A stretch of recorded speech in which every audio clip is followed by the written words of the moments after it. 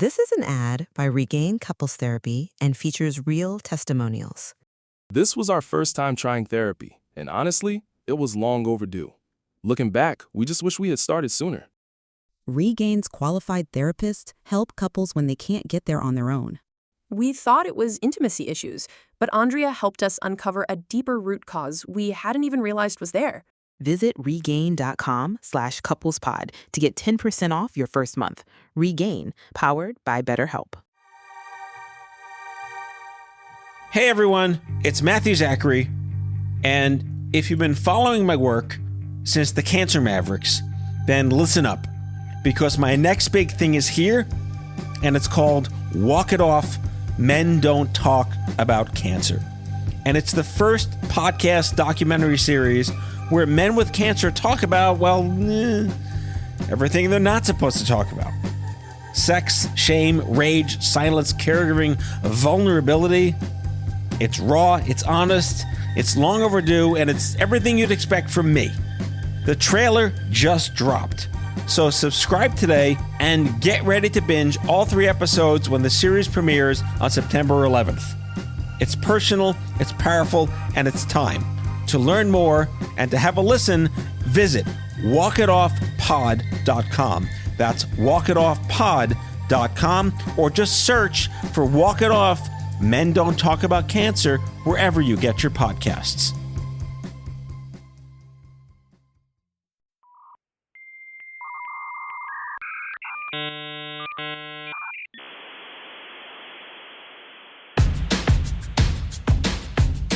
I'm as mad as hell, and I'm not gonna take this anymore! Hello, friends. Welcome back to the show. My guest today live here in studio is Dr. Marie Morse. Her acronym is D.A.M.M, D.A.M M, and she's a sleep specialist, and you can check out damngoodsleep.com. My goodness, she's a force of nature.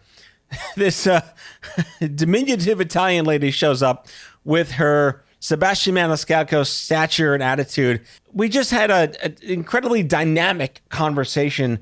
She's so educated. She's so intelligent. She knows her shit. She shows up. So everything from apnea to do naps really matter, and don't have them at the airport. Please, we need your white cells to work. And down the spectrum to narcolepsy, sleep deprivation, and real scientific studies of the medicines that are out there that help people live better lives. She's a massive personality with a huge dose of ensuring patient education is authentic. Social media is kind of full of bullshit, but biohacking can kind of work sometimes. But when it comes to public health, she thinks sleep still gets treated like a luxury and not a necessity. So buckle up, friends, and go to bed. It's Dr. Marie Morse. Let's get started.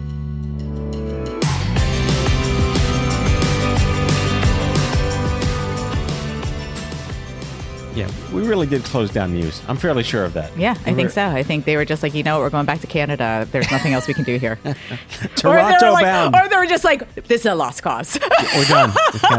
Was that the year that there was an amazing, it was a very, very tall black artist pianist, and he was like slamming the piano and doing crazy, sweating profusely.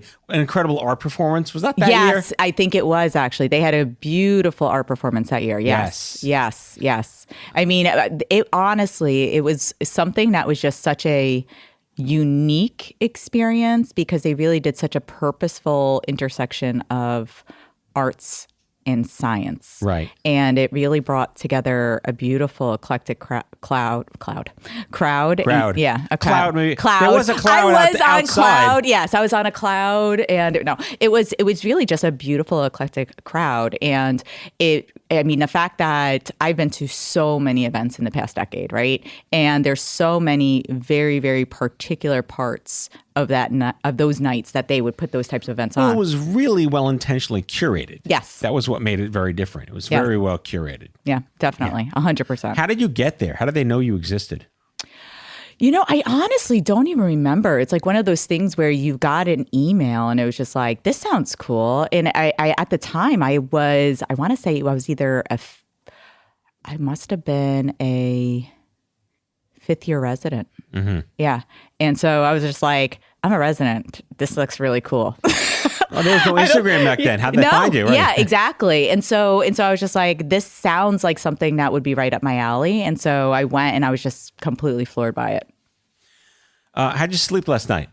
Well, I am a very purposeful and intentional sleeper, so I actually slept very well. It was a unique night because typically my husband is home and he's putting to bed my daughter and I'm putting to bed my son. However, my husband actually has a company in New York, so he was in Westchester County, and so I was responsible for putting both of them to bed, and then it was the mad dash in the morning of making sure everyone was ready to be able to go to school and everything else. And on those days, I reflect on how much I do purposeful actions at night. And when you're distracted by having to do multiple kids instead of just the one, you realize how easily you can forget to do certain things. Right. And so it was, one, always humbling because I always think about single parent households. Yes. And how in medicine, we sometimes give these very impractical recommendations, whether it's about sleep or whether about parenting, et cetera. And so it was a reflection for me last night because I was essentially functioning like a single parent household and struggled.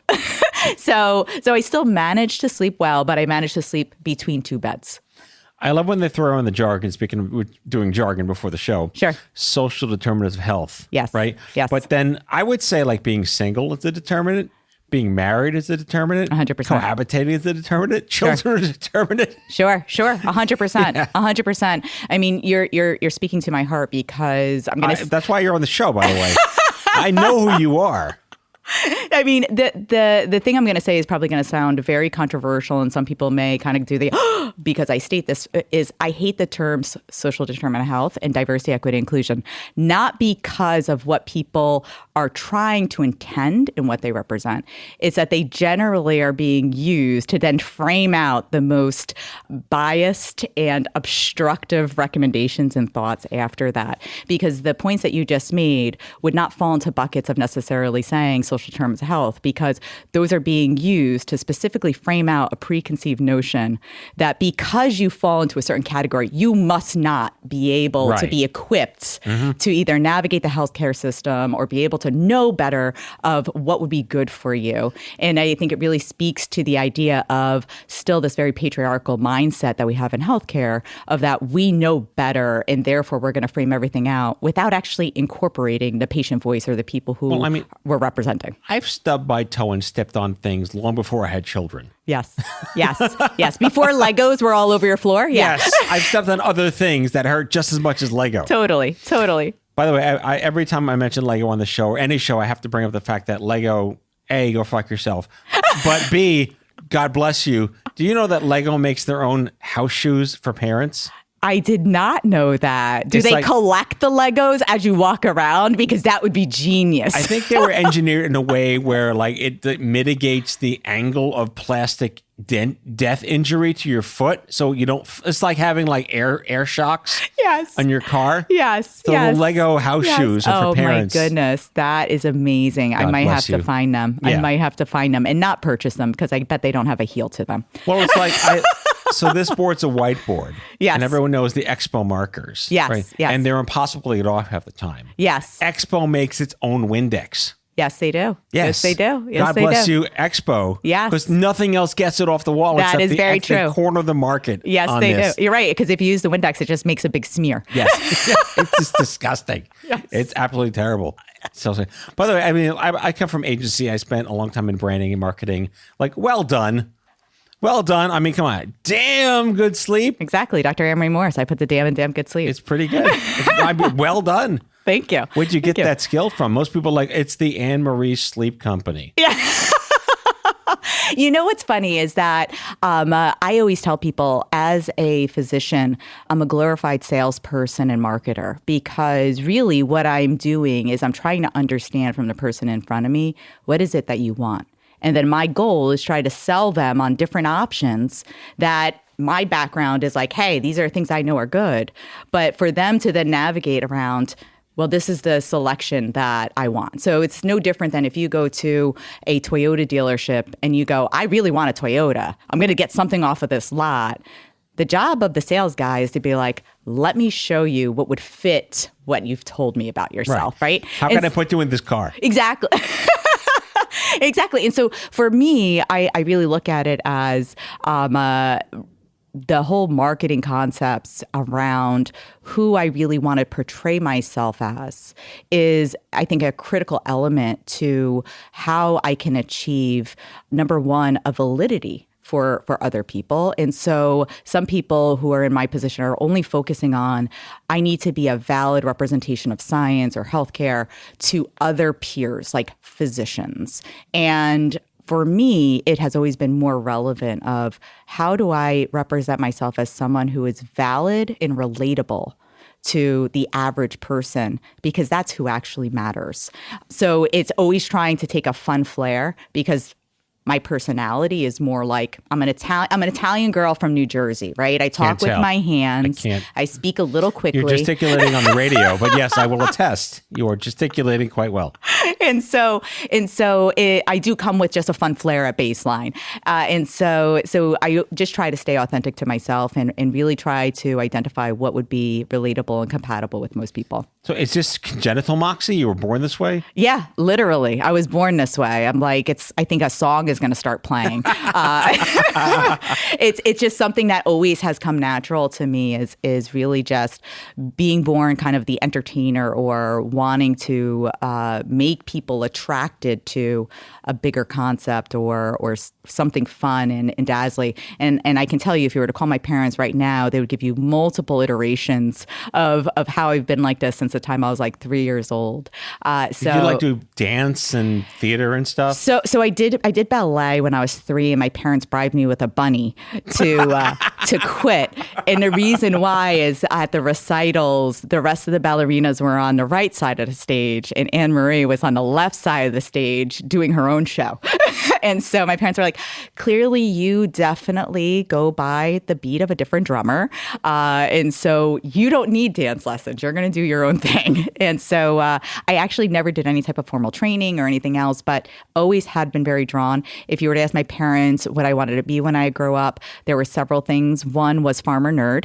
2, which I actually kind of am now because like tilling the soil? Yeah, apparently. No, I was going to grow cats and dogs. Okay. So that was a thing. And it's kind of full circle because I now live in central Pennsylvania on a 10-acre farmette. I don't do much on it. My husband does, but it's come full circle. The next thing I wanted to be was a butterfly. I'm still working on brand. Yeah, exactly. Still working on those wings. I'm undergoing my metamorphosis, but it really was, I wanted to be a movie star. That was the big thing. Ooh. I wanted to be a movie star. Were you raised in like a film family? Absolutely not. Oh, okay. Absolutely not. It was just something that from the time I was a child, I always wanted to be on stage. I always wanted to do things. And my parents, we would have like big family parties because I come from a huge family. Both my parents are one of 5.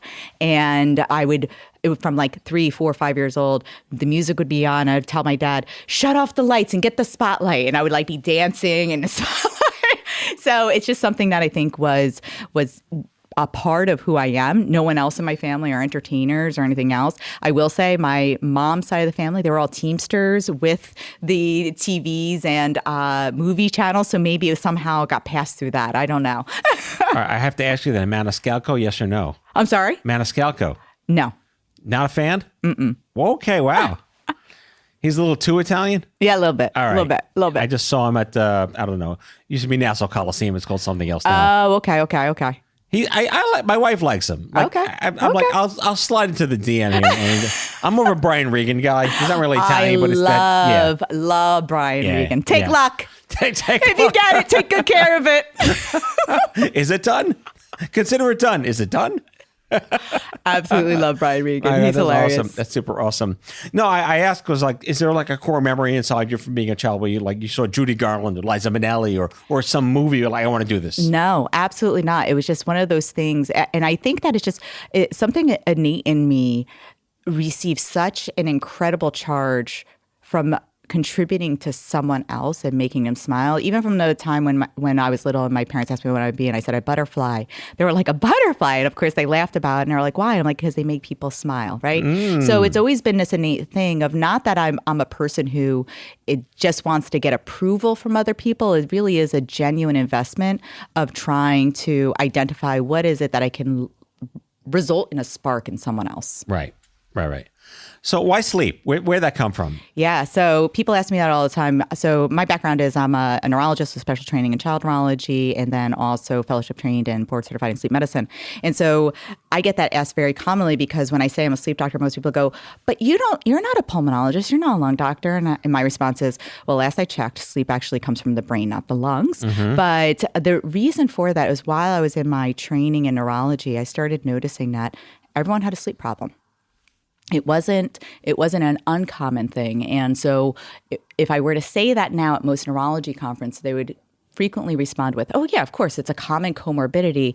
And even from the time I was in training, my response would then be, it's not a comorbidity, it's a part of the morbidity. When I have neurologic dysfunction, this is just another sign or symptom of that neurologic dysfunction. And so I never viewed it as a comorbidity. I looked at it as an opportunity to be able to empower someone with another tool to be able to optimize their journey in terms of being able to better diagnose or give a prognosis or treat that is different. So it's really taking advantage of the full 24 hours rather than how we kind of give this idea of like only when you're awake is that what matters. Right.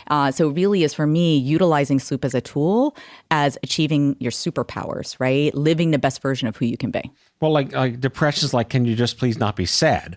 Yes. Like, can't you just go to sleep? Yes. Like, what's the version of that? Yes. Well, I mean, I think that there's many people, both in a general community and in the medical community, where the response to when you're not sleeping well, the response is sleep hygiene. Shut off your phone, have a routine, et cetera. Meanwhile, sleep hygiene has never, ever, ever, ever, ever, ever shown to actually fix a sleep problem. It's a great preventative tool. If you went to the dentist and you had a cavity, he wouldn't say brush your teeth more, right?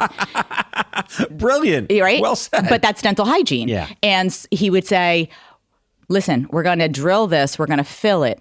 Brush your teeth more. Right? He's going to still say that because that's part and parcel. And so having good hygiene makes a difference. However, where we are right now is we are in a generation where if you look at the history of sleep medicine, although the documentation of sleep medicine goes back to 400, 500 BC, the field of sleep medicine actually only started in the 1970s. So it's a relatively young medical science.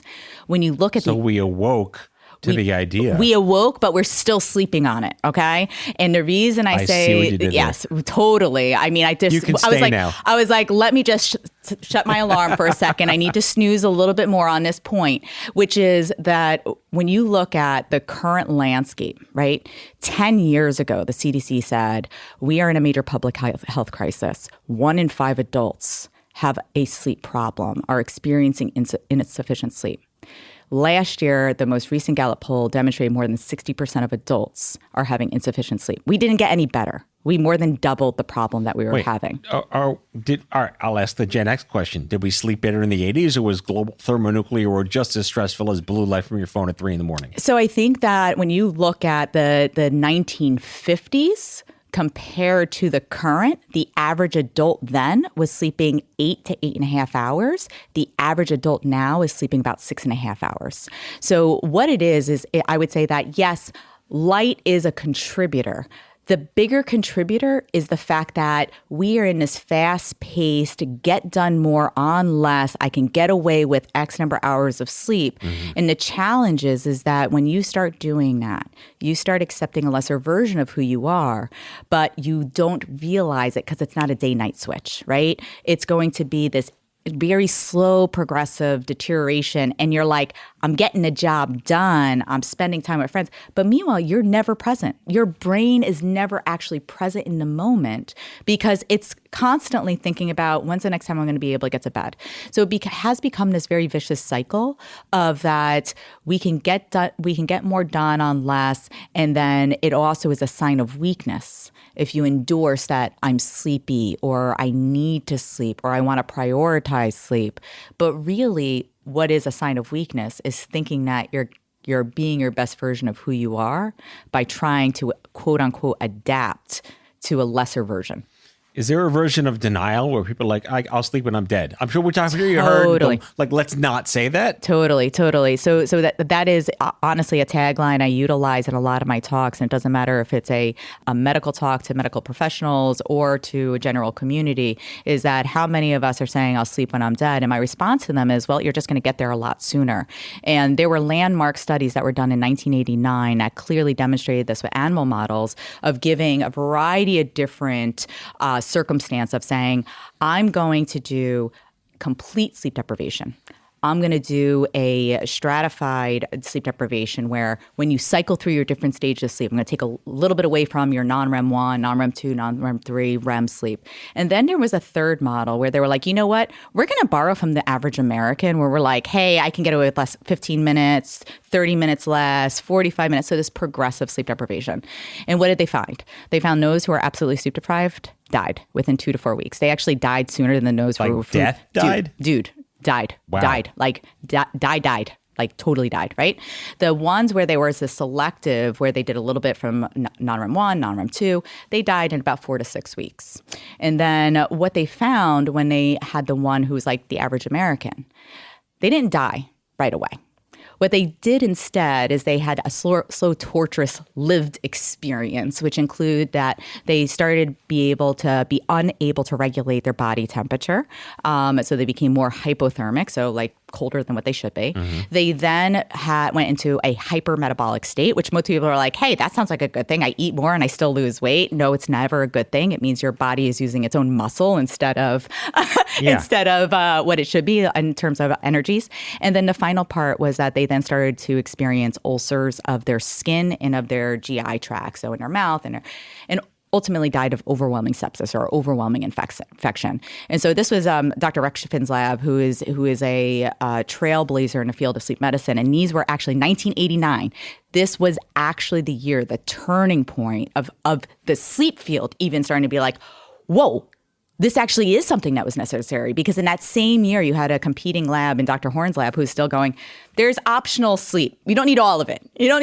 So why in our society are we saying these things is because it was until 1989 that we still had scientists who were saying, you don't need it all. You can get away with, like, if we just select out these pieces. So I think that where we're at right now is that people are really starting to navigate this and they're starting to appreciate. I would say our Gen Zers are trailblazers for wellness, which I totally appreciate in regards. I've heard they exist. They do exist.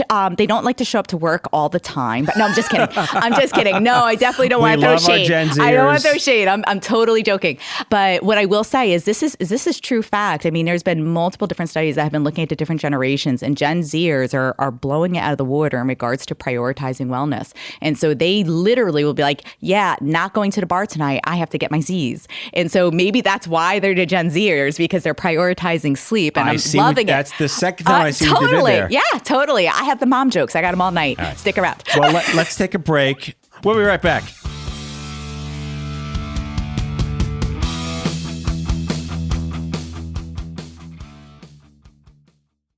This is an ad by Regain Couples Therapy. Let's be honest, loving your partner doesn't mean you always like them, and guess what? That's normal. Regain offers couples therapy that's flexible, affordable, and 100% online. Whether you're reconnecting or working through conflict, Regain is here to support you both. See why people wish they'd try couples therapy sooner. Visit regain.com/couplespod to get 10% off your first month. That's regain.com/couplespod.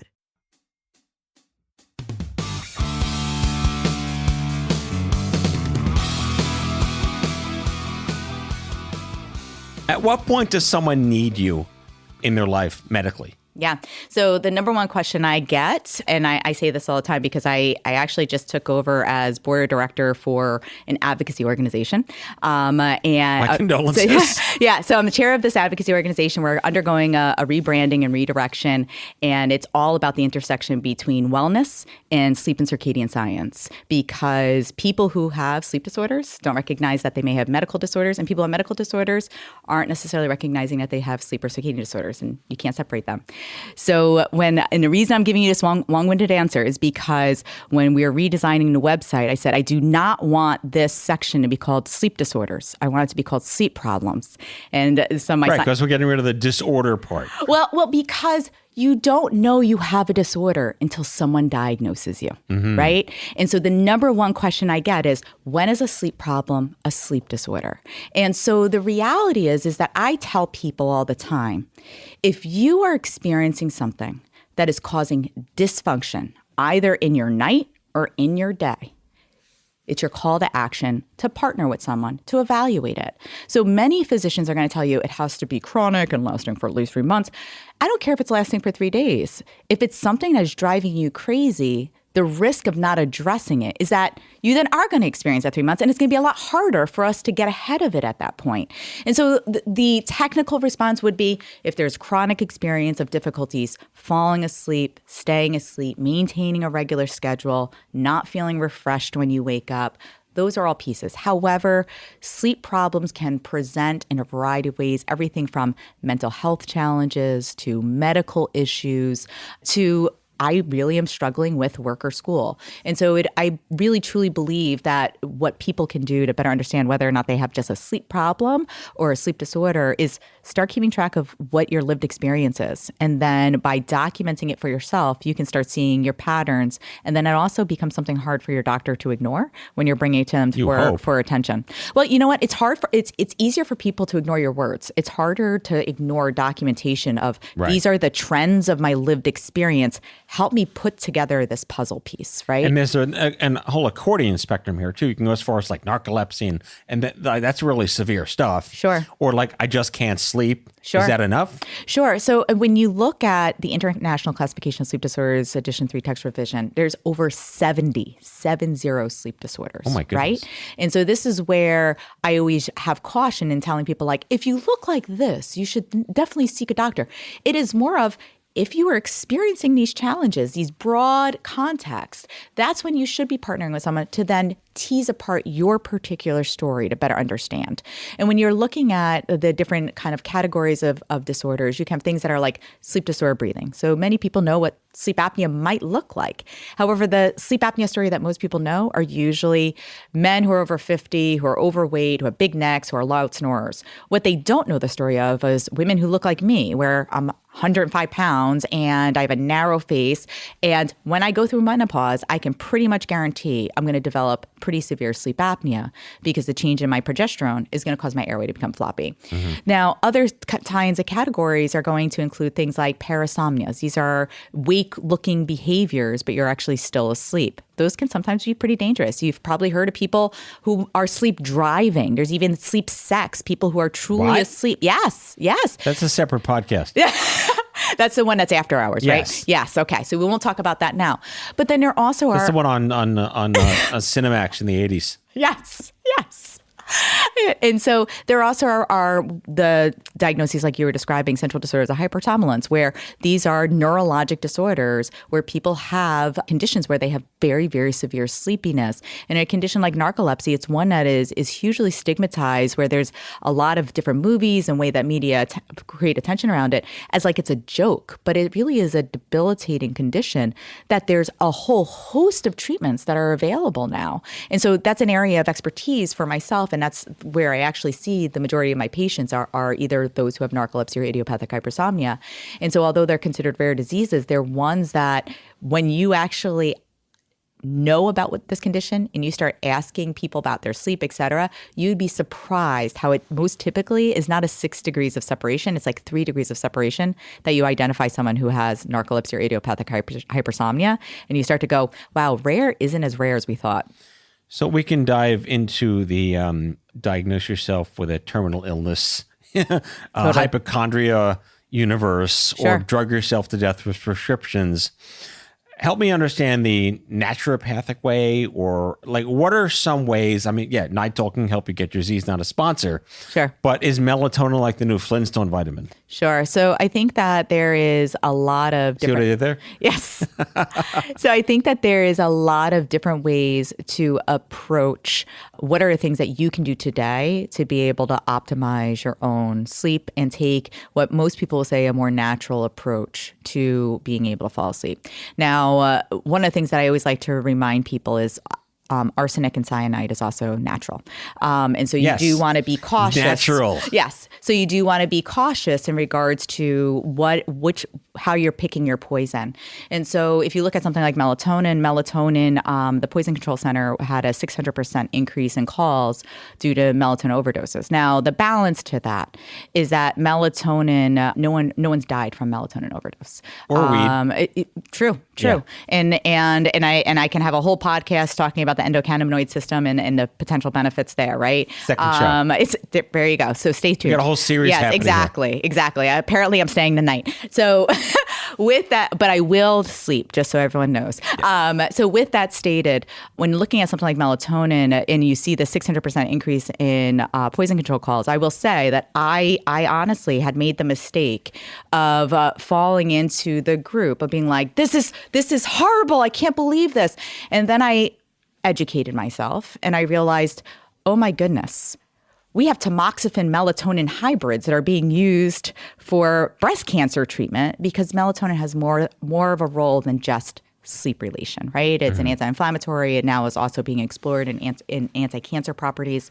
And so what I would say before everyone on this show goes and running to the store for melatonin because they want to prevent cancer and sleep better, the reality is if you're having challenges with sleep, melatonin can be a helpful solution if it's the right solution, right? But it's not the right solution for all problems. So again, one of the things that I would say is that if you're identifying things that you're having difficulties with, first characterizing them. What I generally like to do is I like to be able to better understand, is it a difficulty falling asleep, a difficulty staying asleep, a wake earlier than desired, I'm not getting restful sleep, because it can bring you down so many different pathways. Things you can do in the meantime, however, is, yes, adopting some sleep hygiene, making sure you're having a regular bedtime routine, using a regular schedule, all of that. But I also like to look at things of how are you doing time management during the day? Because I would say that that's a big culprit, robbing people from being able to fall asleep easier. Are you a person who's ruminating? I then tell you, do a worry journal earlier in the day. Don't bring your worries to bed. So I think that there's a lot of strategies that can be applied. I generally will tell people, if you're going to use melatonin, use it for a short period of time. If it's not helping you, you have the wrong solution. Don't just keep increasing it. I generally will say avoid the other over-the-counters that say like you're going to get your sleep, because most of it is just Benadryl. Taking Benadryl chronically, one, it's not going to do you any benefits for long term. You're going to end up with escalating dose, and that has killed people. And so we do want to make sure that we're just really helping people identify the right problem so that they can then have the right solution. You have a hot take on naps, and not the chlamydia giving nap pods in airports, but hot take on naps. Sure. So one of the things that I think is fascinating about the natural process of sleep, meaning when you look at a brand new baby compared to the average adult, is there's actually what we call natural ontogeny of sleep, meaning that... Wait. Lots of syllables there. Natural ontogeny. So meaning a natural developmental progression. Ontogeny. I've learned a new word today. Yes, exactly. And it's a sexy word, isn't it? You can just be like the ontogeny of all of these amazing How mellifluous a word.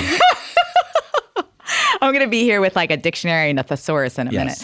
And so what I mean by that is if you have a brand new baby, you expect them to sleep 14 to 17 hours a day, but it's not occurring all at night, right? And as a mom of two little kids, there was definitely nights where I was like, please, Lord, let that 14 to 17 hours just be tonight because I just need to sleep. But it's strategically structured to have a circadian distribution, meaning it is distributed across the entire day. By the age of 5, your sleeping should be consolidated to night and napping should go away. So that is actually considered a developmental milestone in terms of brain development. So the re-entry of daytime napping very frequently for me in my practice is a red flag.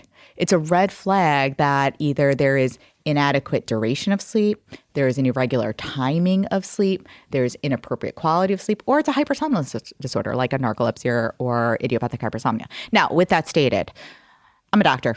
Do I nap?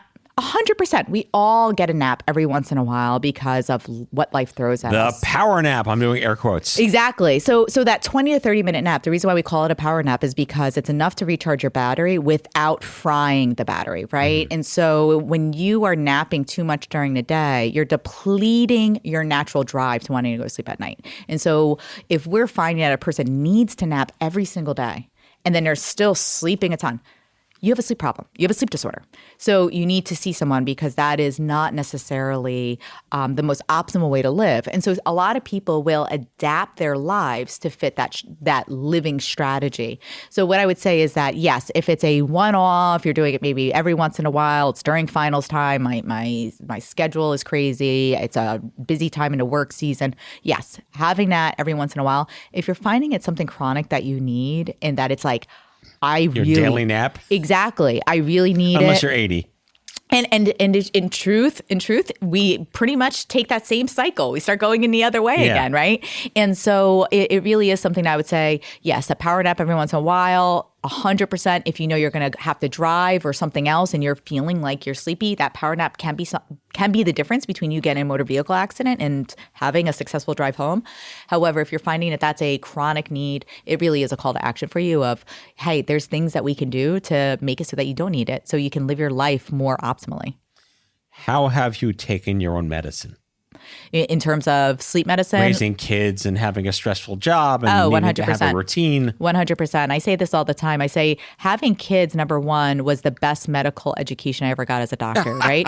So my training, I went through 5 years of residency where I did pediatric training and neurology training. At the end, training in adult neurology and child neurology, and then sleep medicine training, right?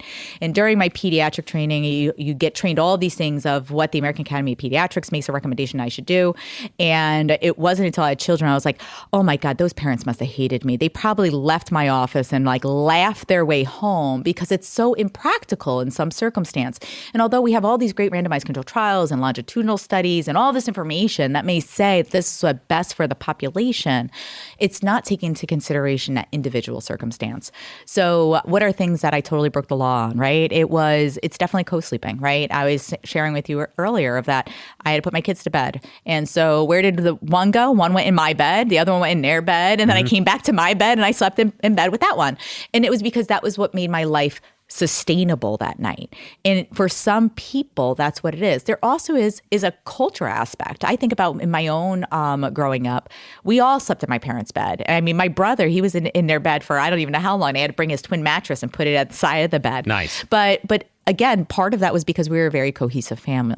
And so it's a matter, I think, for me, when I look at how I've raised my children, they're actually wonderful sleepers, but do we follow all the rules? Absolutely not. Now, for myself, I honestly have identified it really is my superpower. And so I'm a person where 8 hours is the best. Can I quote unquote get away with 7 to 7.5 hours? Yeah. Even though that's within age appropriate range, right? The average adult should be 7 to 9 hours. I notice a functional difference in myself. So the same way that I'm able to speak with you right now and I can speak pretty quickly and I can kind of be reactive. You're not heffed up on meth. Absolutely not. I tried to quit that a while ago. But the reality is that the reason I can do that is because I did sleep well. When I'm on call, it's so funny because I tell my residents by like the fourth night in of having very frequent fragmented sleep, I'm like, I'm having word finding difficulty. And they're like, we would never notice. I'm like, the thing, the stickies that you put on your head, it measures the brain waves. It kind of goes like, choo, choo, choo. And they're like, an EEG? And I'm like, yeah, that thing. We need to order one of those. And they're like, okay, maybe the word finding, it is becoming a little more obvious. Yeah, exactly. So thankfully they sanitized the nap pod and I was able to take a nap and then my words came back. But for me, it really is the difference between living my most successful life and quote unquote getting away with a lesser version than who I'd rather not be. I've been very lucky because I got my dad's genes for sleeping. Okay. I can sleep anywhere, anytime. I can sleep like a college student 12, 13, 14 hours on the weekends. And I can kind of really get a good grip on when I want to go to sleep and when I feel tired. But I've learned to do a little bit of breath work before I go to sleep. I do this cycle. It's a 4, 7, 8. Okay. Inhale for 4, hold for 7, exhale for 8. I do it by like 6 or 7 times, and I start to get tired. I also start listening to like some white noise when I'm sleeping, and it just helps me dream a little better, and I don't get up. I also, for better or for worse, got lower back pain from an injury 20 years ago. Sure. So I can't sleep on my side anymore. Okay. But laying on my back, it actually helps me sleep better. Okay.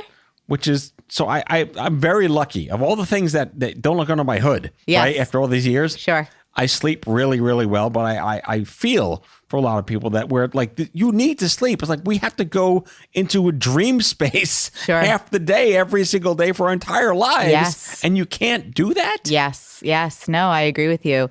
And I think that part of the challenge is that when people are having challenges with their sleep and they go to their medical doctors, they don't really get great guidance. And not for the fact that many medical professionals don't want to. But when you look at the average American medical education, only 3 to 4 hours and 4 years of medical school is spent on sleep education. So it really is a matter of a lack of knowledge to even know what questions to ask or what guidance to give. All right, I have 2 yes or no questions. Okay.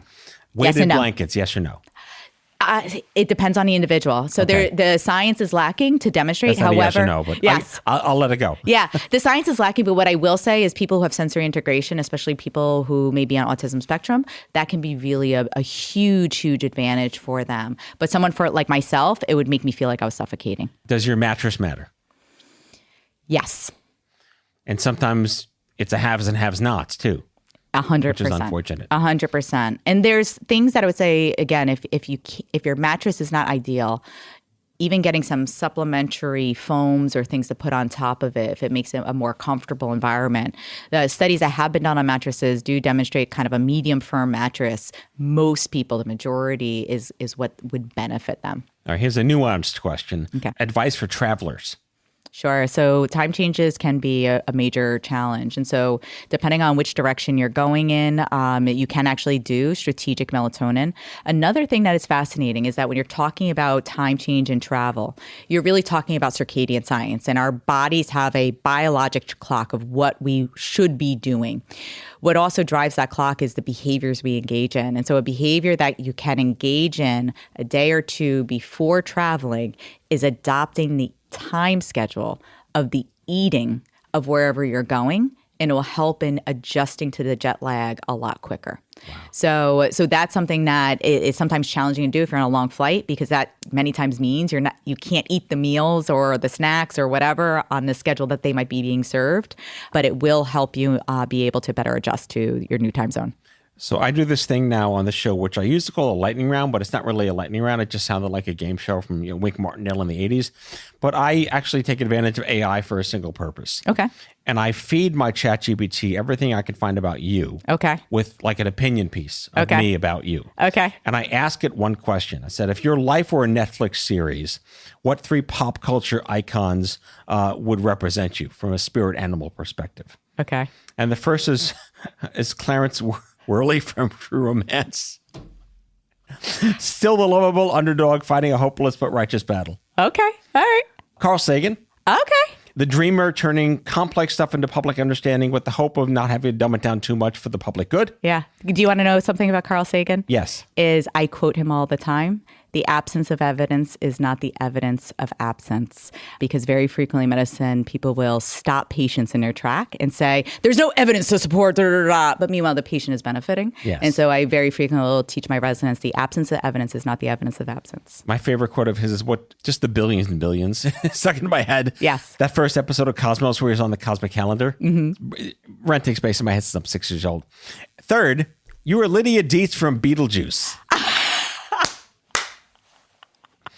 You're smart, savvy, you see things others ignore, you don't fit into the boring systems, you know the real monsters are the ones who pretend everything's fine. Oh my God, I think that might be my most favorite thing I've ever heard in my life. AI knows you. Oh, yeah. My AI knows you. Totally. There was an asterisk too that somehow if the DeLorean from Back to the Future was sentient, you'd be that as well.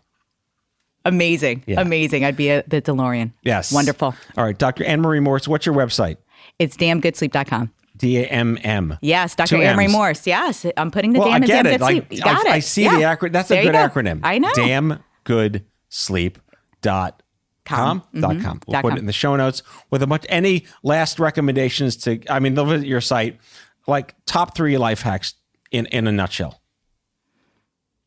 Be kind to yourself, because you're always on this growth journey. And so we tend to be our own worst critics. Make sure you make the time and the opportunity to get the right sleep. And don't think of sleep as something that's getting in your way. Think of it as something that is fueling your day. You're good. You've done this before. Yeah. But I wasn't prepared for that one. So I was like, let's see what I can pull up. Hey, improv everywhere. Improv everywhere. It's all theater. Thank you so much for coming on the show. Oh, thank you. Pure delight. Awesome. Thanks. All right, friends. See you next time. Bye-bye.